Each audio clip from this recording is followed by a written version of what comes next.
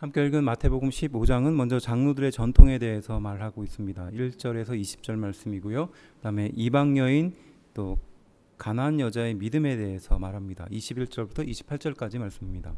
그리고 갈릴리 사역에 대한 계관이 29절부터 31절까지 등장하고요. 마지막에 칠병이어의 기적이 39절까지 나오고 있습니다. 15장부터는 이제 사내들인 공회의 본격적인 개입이 시작되는 내용인데요. 이건 바리새인과 서기관이 예루살렘에 있는 사내들인 공회로부터 파견을 받아서 예수님이 지금 계신 그곳까지 와서 방해하고 있는 내용이 담겨져 있습니다. 특별히 장로들의 유전이라고 말하는데 장로들의 유전, 그러니까 선조들의 말, 뭐 이런 것들이 되겠죠. 이것이 당시에 명령의 형식으로 지키도록 했는데 소위 말해서 구전율법입니다. 그래서 쓰여진 하나님의 말씀 말고 장로들의 유전이라고 해서 구전율법을 지키도록 했습니다. 음식 먹기 전에 손을 씻는 것이 그 장로들의 유전 중에 하나였죠. 바로 이 내용이 여기서 등장합니다. 근데 율법에는 실제로 손을 씻는 것에 대한 언급이 없어요.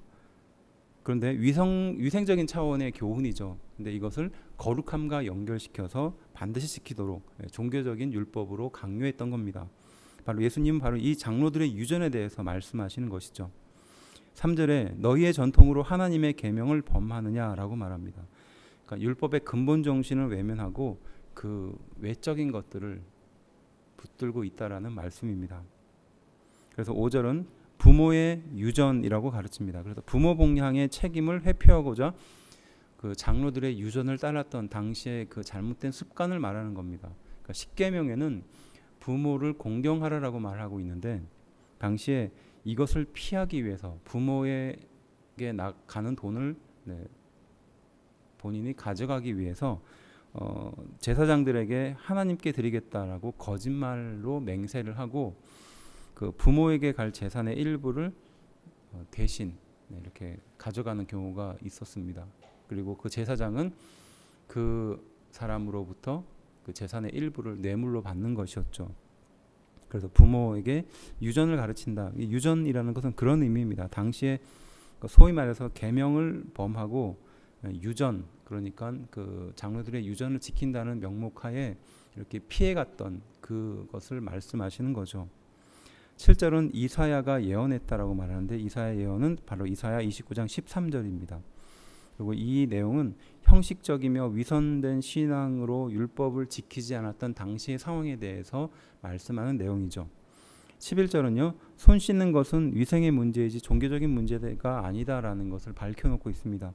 그래서 입에 들어가는 것은 음식이고 입에서 나오는 것은 말이라고 하는데요. 바로 이것을 통해서 음식이 더럽게 하는 것이 아니라 입 밖으로 나오는 말이 너희를 더럽게 한다라고 말하는 겁니다.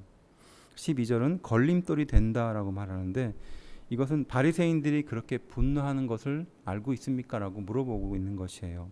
이유는 사람들 앞에서 위선과 불법자로 비난하고 말씀하셨기 때문에 그러니까 유전을 사랑하는 사람 그리고 하나님의 말씀을 지키지 않는 사람으로 공개적으로 비판하셨기 때문에 그들이 참지 못했다는 것입니다. 13절에 심으시지 않는 것은 뽑힐 것이다라고 말하는데 이것은 거짓된 사람의 교훈은 결국은 뽑힐 것이라는 거죠. 그래서 장로들의 유전을 지키라고 했던 그들의 가르침은 결국은 심판받게 될 것이다라는 내용입니다. 20절은요. 유전 논쟁의 핵심은 형식보다 본질이 더 중요하다라는 것을 밝혀주고 있는 것입니다. 21절은요. 가나안 여인이라고 말하는데 이방인 중에서 가장 천대받는 민족이었습니다. 이 마가복음은 스로보니게 여인이라고 말합니다. 마가복음 7장 26절에 등장하죠. 베니게 출신이고 시리아 여인입니다.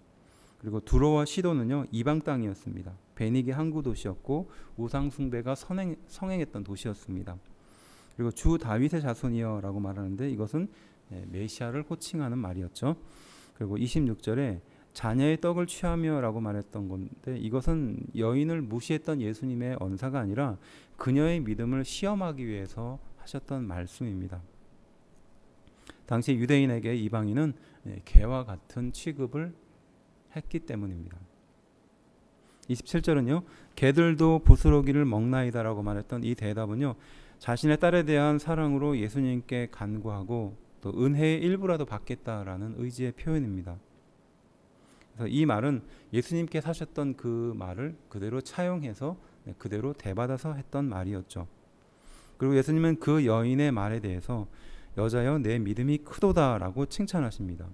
앞서 살펴보았듯이 백부장의 믿음과 같죠. 이방인이었던 백부장의 믿음과 같이 예수님은 동일하게 칭찬하십니다.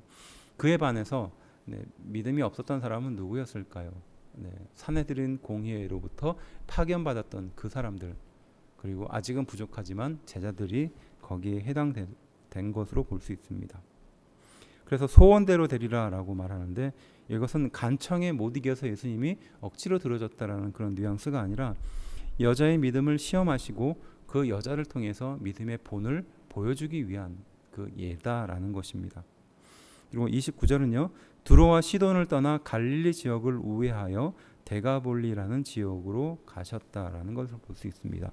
그러니까 두로와 시돈은 당시 해변 지역에 가까운 도시였고 갈릴리로부터 북서쪽 해변 쪽에 위치했습니다. 거기에서 이방 땅에서 예수님은 기적들을 보여주셨고 그 다음에 데가볼리라는 지역으로 내려갔어야 했는데 그 중간에 갈릴리 그러니까 헤롯의 그 안디바가 있었던 지역을 지나가게끔 되어 있습니다. 그런데 예수님은 바로 그 길을 피해서 지나가셨던 거죠. 왜냐하면 헤롯 안디바는 바로 그 예수님에 대해서 좋지 않은 마음을 갖고 있었고 또 세례 요한이 다시 부활한 것이 아닌가라고 생각하고 있었기 때문입니다. 이것은 앞서 14장을 통해서 한 번 더 확인했던 내용이죠. 그리고 예수님은 이제 32절부터 39절을 통해서 칠병이어의 사건을 보여줍니다. 기적적인 사건을 보여주죠. 그리고 이 사건은 칠병이어 사건은 마태복음과 마가복음에만 언급되어 있습니다. 5,000명을 먹이셨던 오병이어와 4,000명을 먹이셨던 칠병이어는 분명히 다른 사건이다라는 것을 우리는 짐작할 수 있습니다. 그리고 이것은 이방 땅이었던 데가볼리라는 지역에서 행하셨던 기적이었죠.